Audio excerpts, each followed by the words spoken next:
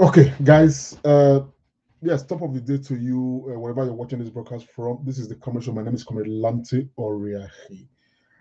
I chose to actually come out to speak to this subject because a lot has been going on. There's been so much going on because of this. This caption, ancestors brought Ukpewulu to restore Edo glory, about Benin, says. That's as reported by Punch newspaper, and a lot of people, Benin's, most especially children of the soil, capitalize on this, and they cast aspersions with words, with innuendos, with commentaries, and all of that. And there's been counter response from some other people who felt, that this shouldn't be, particularly in this time that we are. I have looked at the bullets flying from all corners and all over. Even as a Benin man, I cringed. I have wept in my heart because of the deliberate show of misguidedness, lack of understanding, and all of that. And I thought I'll share a perspective as far as this matter is concerned. In the first place, it's very important to establish that the video I played earlier was actually, the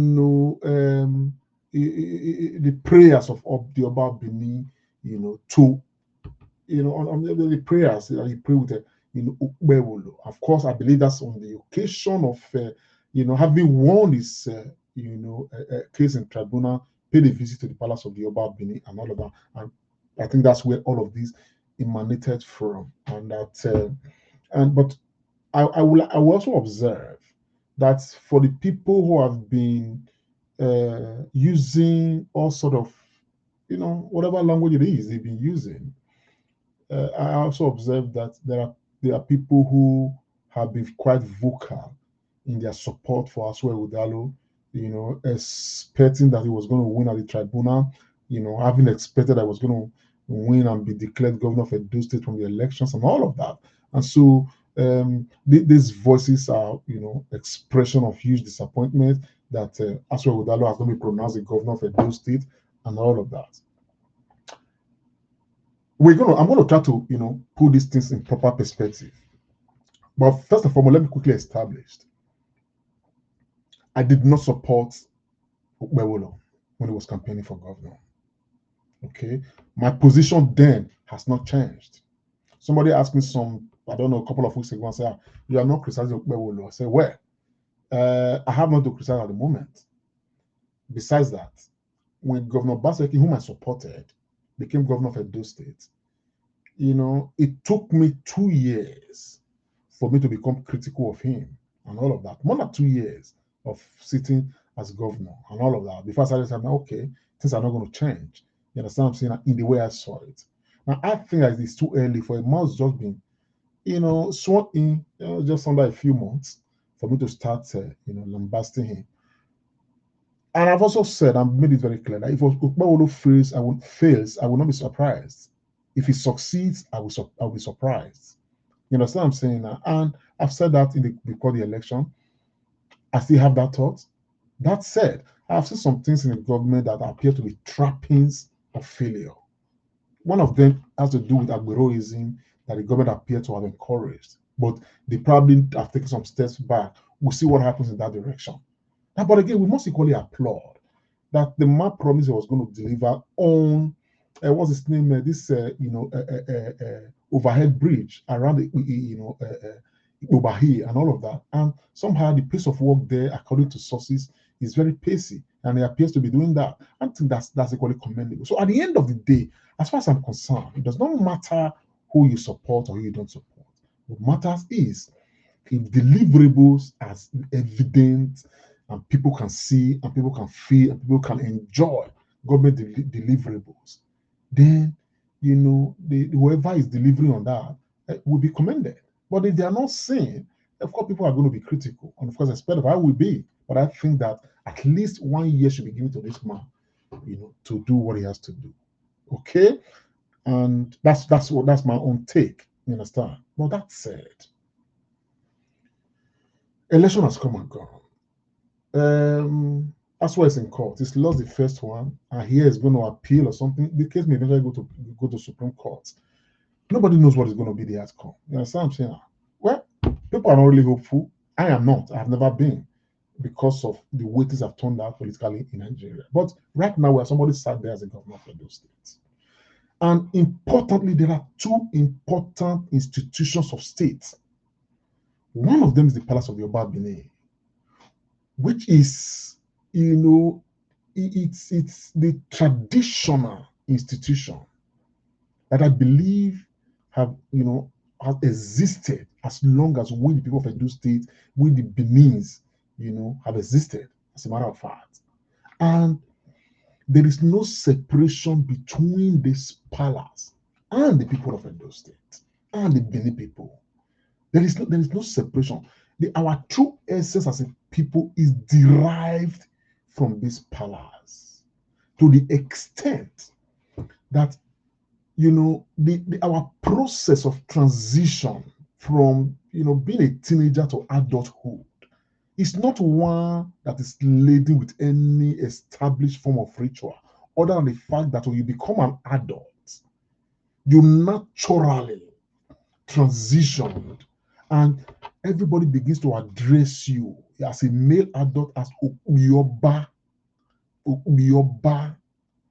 a man of the Oba, a man for the Oba, Okuyoba, as a female adult, Ohuoba. That even in everything we do, we begin to share part of the entity. You are somebody who's hardworking, who is industrious. When people come and say, "Oh, Obevau," okay, and Oba in well doing, and all of these things have, a history that links the people directly to the palace of Yoruba Benin. There are people who are direct descendants of the palace as family members of Yoruba Benin. There are others who are in-laws. There are others who are, everybody has something that connects them to the palace of Yoruba Benin. In a wider scope, every Edo State person, every Benin person, technically is a child of the palace, is a child of Yoruba Benin. And historically, based on the way I was raised, we were raised to understand who we are, our dignity as a people, and the respect we must show to the palace. And it's important for us to understand that the respect that we show to our palace is the same respect we show to ourselves. Unfortunately, a lot of people appear to have forgotten or probably have never had any knowledge of who we are, where we are coming from. And so they have very vague understanding of where we are. And of course, they cannot understand where we are going. And that bothers me. It is painful. They were innuendos, they were this, they were that, all of, in fact, very despicable things to even hear.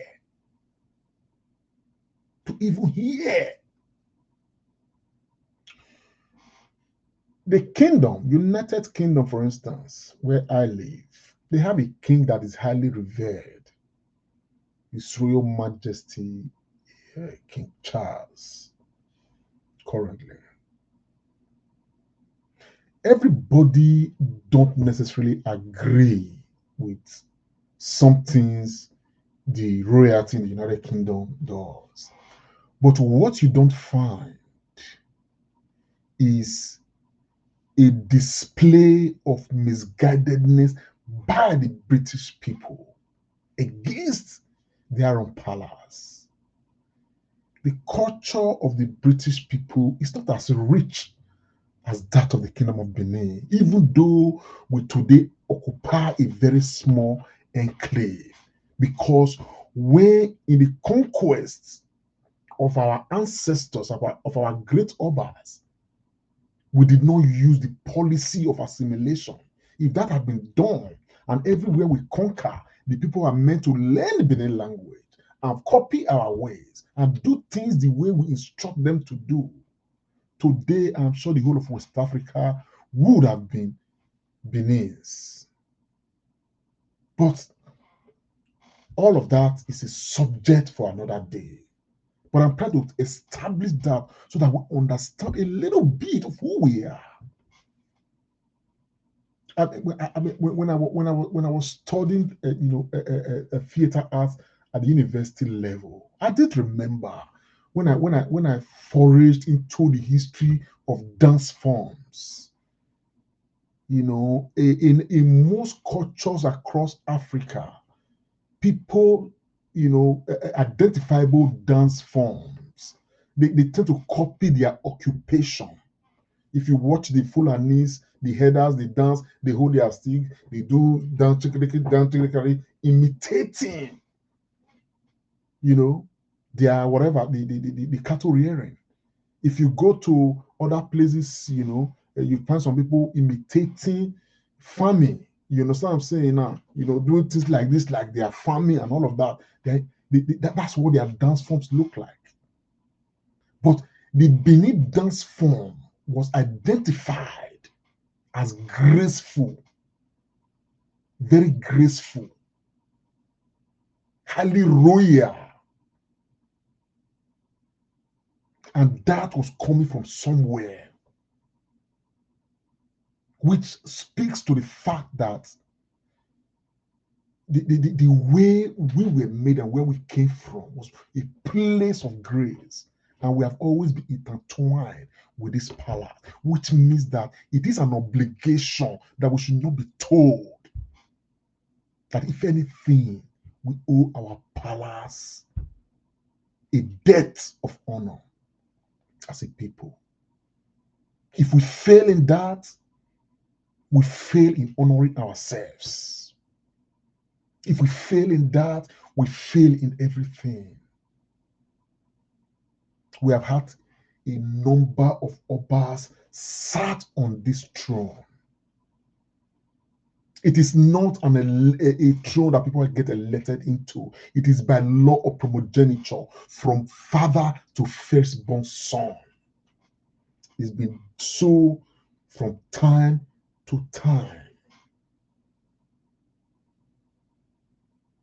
Between the palace, between the chiefs, with identity and every other thing, and of course, to the subjects who are directly connected to this same palace. There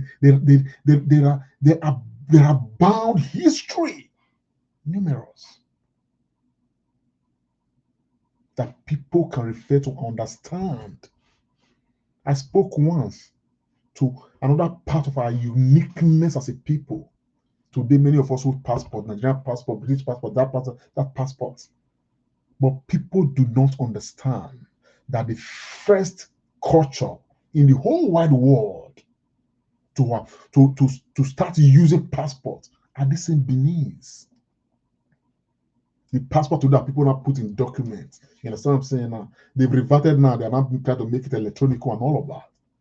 The Benin started it, which is why for every Benin man or every Benin family, they all have a form of greeting that is identifiable uniquely to each family. Lamogun.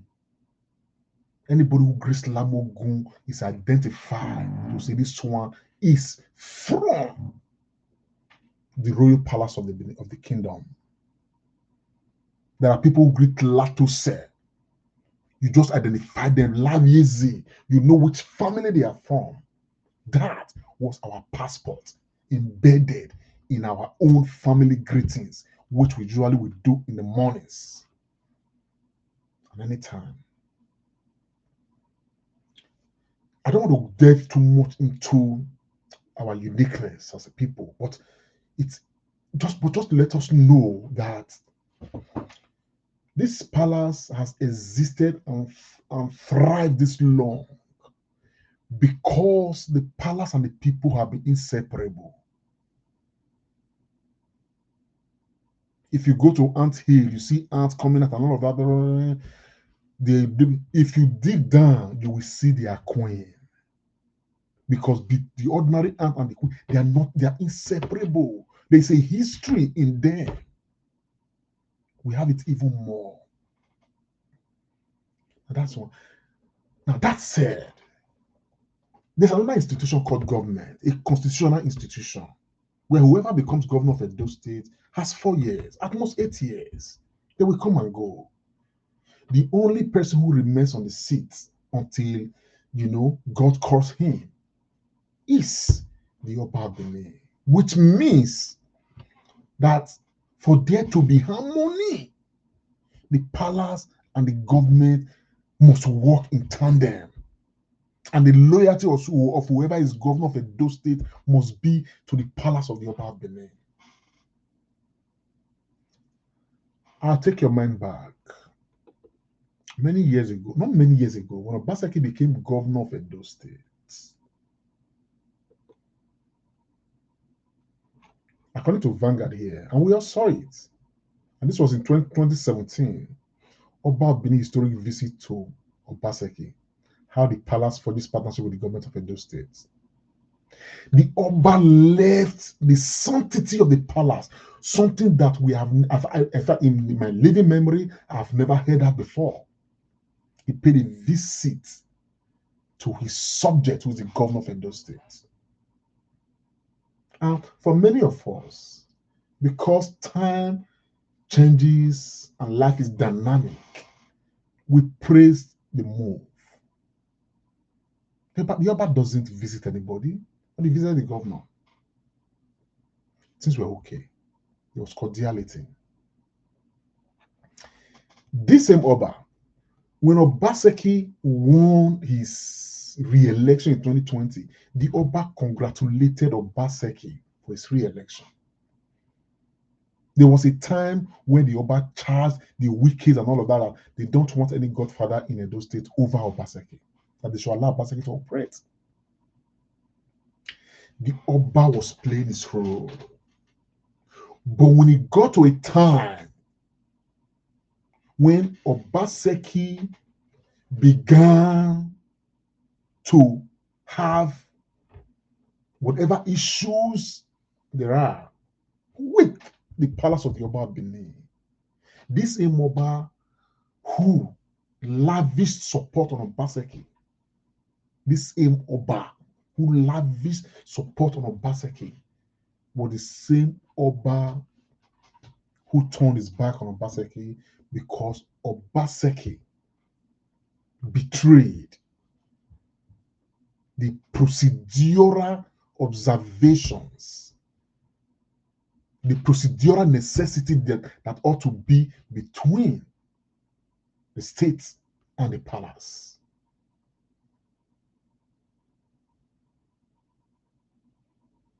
This same Oba, this same palace.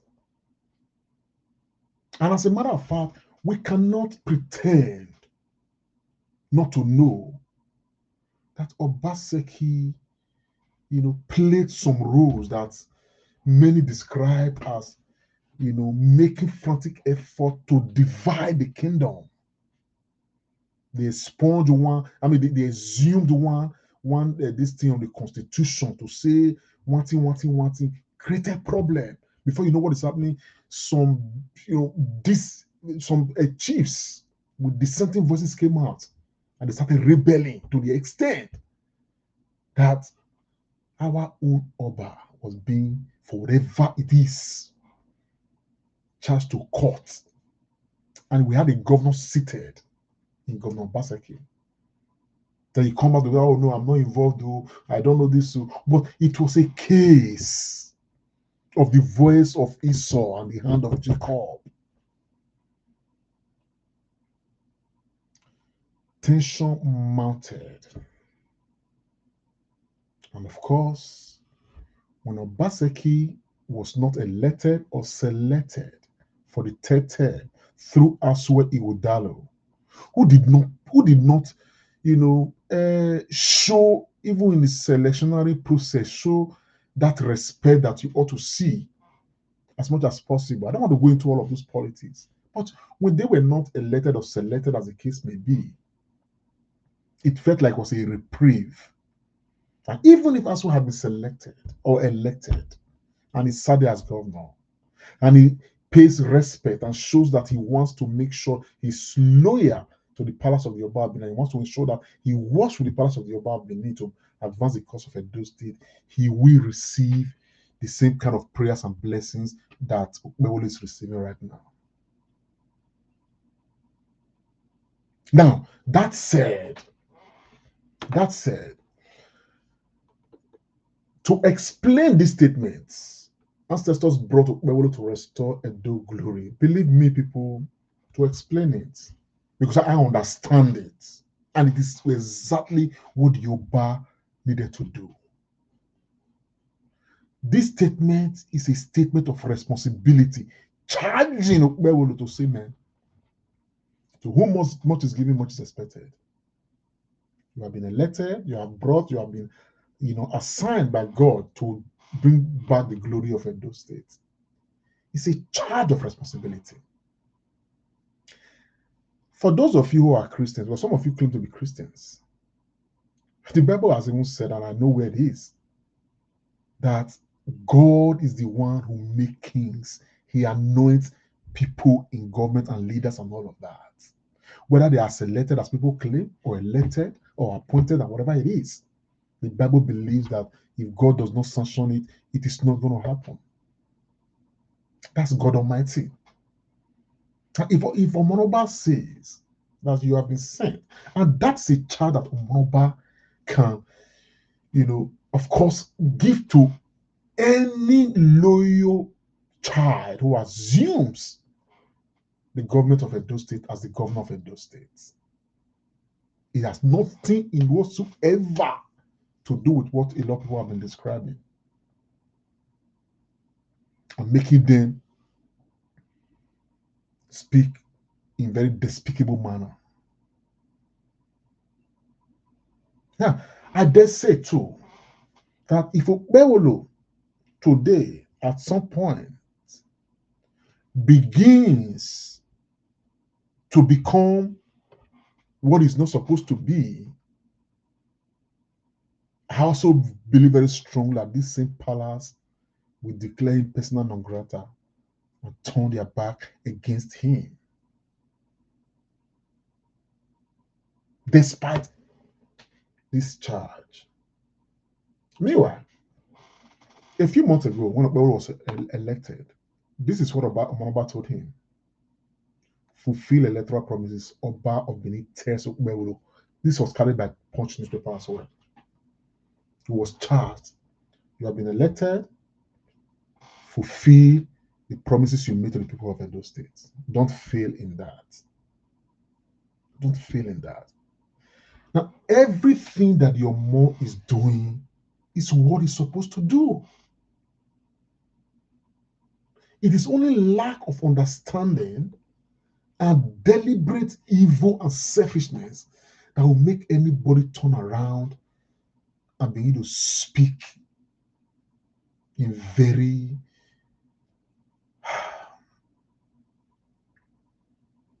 retrogressive manner, so to speak.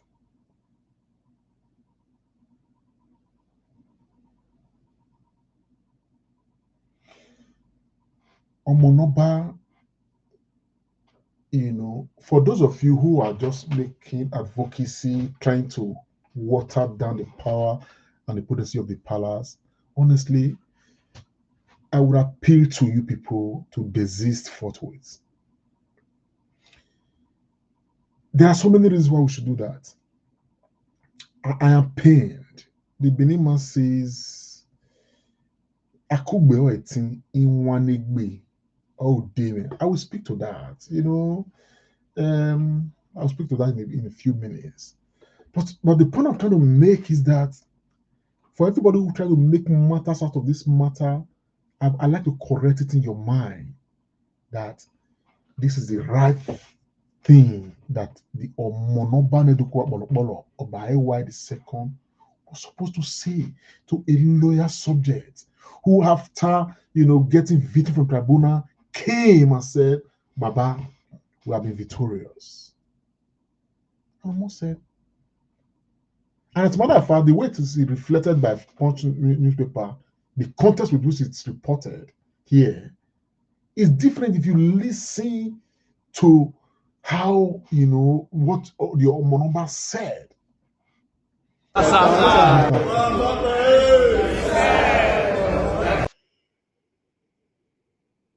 That is the governor of Edo State kneeling down before His Royal Majesty. And what this does is say, I am your subject. Despite the fact I'm the governor of Edo State, I am your subject. It's not the first time. When he was newly sworn elected, he came here. Well, he's been here about 3 times, if I'm not mistaken. This is the man again, kneeling down. Like, to put in a context, I'm not using Britain to make a comparison per se. Okay, the Prime Minister, reports to the King of the United Kingdom. I know it's a constitutional, responsibility, but again, that is where the respect lies. The head of state. If not that, we have a Nigeria that has become what it is, and all of that. There is no way we should have any, issues like this. Okpebholo is a subject like Obaseki was.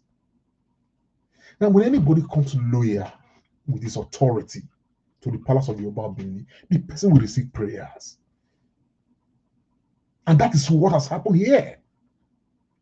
He prayed and said, God brought you to come and restore the glory of Edo State. Of course, that is true, given what happened in the last 4 years of Obaseki.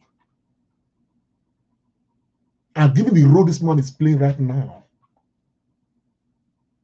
that statement is a statement of fact, which is not just on the face value, but it's a statement that is laden with responsibility.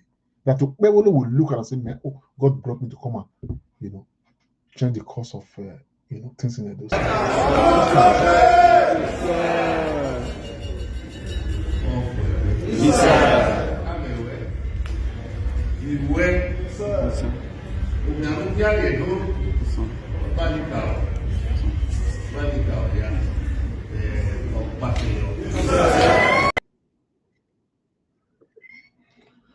Now, literally, what the Omonoba has said is that your foray into politics, and of course your eventual victory or declaration as governor of Edo State, was sanctioned by the ancestors. Now, the truth of the matter is that if it was Asue Udalo who was there, showing this kind of loyalty, he will get the same prayer. He will. He will get. That is the role that Oba is supposed to do. But tomorrow, if this man turns around and becomes something else, a thorn on the flesh of the kingdom, of course, he's not going to receive a welcome like this. So I want to appeal to us. We're in a very difficult time. I have not been doing broadcast more because everything happening around is very overwhelming. I am very concerned about Edo State. The other time, the Oromi, Kini, and all that is going on, we do not know what the Fulanis are planning. I'm really, really scared. Somebody told me and said, these guys, people should not sleep with their 2 eyes closed. That they are very vengeful people. And I think that it is time for us to charge ourselves to prepare in case there's an onslaught against the people of Oromo and the people of Edo State. We're already seeing a lot of issues with Fulani herdsmen across the forest in Edo State and and environs. We have matters of serious concern that we need to unite around to defend ourselves and forge progress. As we speak, there's agitation right now in the West to have an Oduduwa state for self-determination. That of the East has been ongoing, we are aware, with Nnamdi Kanu and all of those people. Just in recent days, the Northerners have begun to threaten that they probably want their own self-determination as well. At some point, it is going to be a matter of to your tent, O Israel. And with that alarm sounds, as Iviedo, where are we going to be? I think that's a conversation that we should be having. That's a very germane conversation we should be having. And if we have to cluster around ourselves to charge a way forward for our own future, if Nigeria no longer holds, our rallying point is still the palace of the Oba of Benin. Why are we, some of us, deliberately trying to pull down this institution that our own fathers and grandfathers and great-grandfathers served and were loyal to? Are we trying to say in this generation that Marine said, our fathers and our great-grandfathers and our ancestors, there have been several Obas in the past. The palace is permanent. The palace is permanent. And our heritage lies with the palace.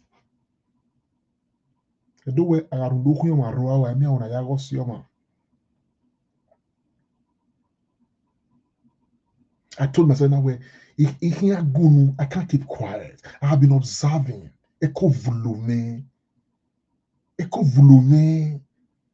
Our attitude. We must support Ukbewolo. But if Ukbewolo does well, in our recognition, he has done well, I will commend him. I succeed. It was all surprising, man, because I spoke against it when he succeed. That's my opinion, because of my own observation of things. If you do, I just came to do this broadcast. But the matter is, we can't do any man. You must you care and the kind of division that we are creating amongst ourselves is it's a matter of my boom. Ute loe do lego obaha ya loriomo. Ovia, Ogbane, was just 7 local governments. Even one of the local governments, if you data, they are dragging it with us. If you judge, they are dragging it with us. We have too many reasons why we should rally around ourselves now and be prepared for what we do not yet know, but that what we feel is coming. Where do you echo? I saw some people making broadcasts where Fulani herdsmen, Uromi people, they are on their own. No, we are not business. What are you people talking about? I mean, I see you talking. I would expect now by now we are looking at the role of Governor Ukbewolo in this whole saga no concerning Uromi. And charging government to pull us together so that we can defend ourselves holistically. One for all for one. But because where governor a river. That's about Akpata man win. But there was massive irregularity in the election. But The Nigerian factor played this role. Bawolo is the governor of Edo State. Yongele win, a court win your win. You must with that selected. But he's the one sat there now. You only the red pen, be the green pen. Now you sign be. I think what we should not do is to just, what? Support where you need to, criticize where you need to, constructively in the interest of Edo State. The frustration of not having Asue Udalo become the governor of Edo State. What money, what do we, pull down everything, honestly. Ibani suya bokoi. Igbe video. Anyway, this is the part one of this matter. I will come to speak to this matter again from another dimension. I am a very, very proud Benin boy. I am proud of the history we've had as a kingdom. And I know that if we all come together and yoke together, with cooperation on every other thing, there is no way we will not be better as a people.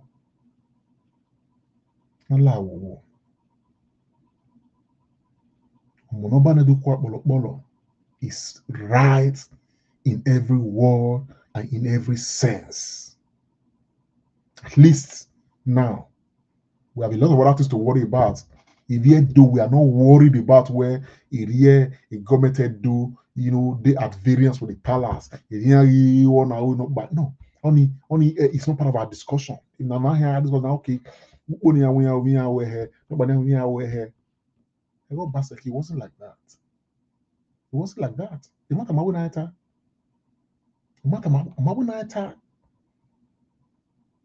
We don't want to have that. No, we continue. We don't.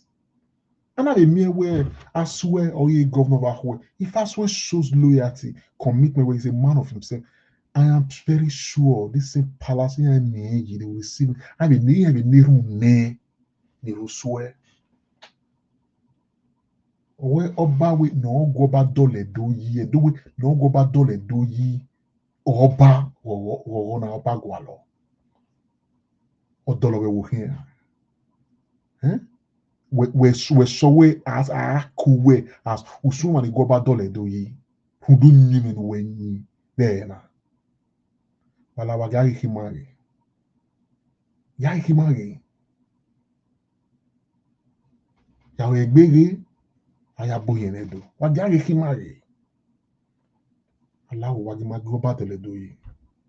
Wagagoba doledoyi. We all have a commitment to that, no matter how small it is. Because at the end of the day, if you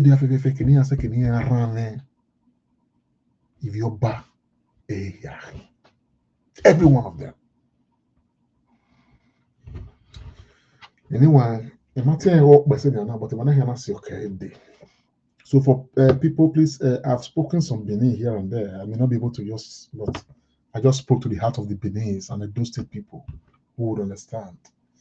On that note, I want to say thank you for joining. Please share the progress if you can, to be nice.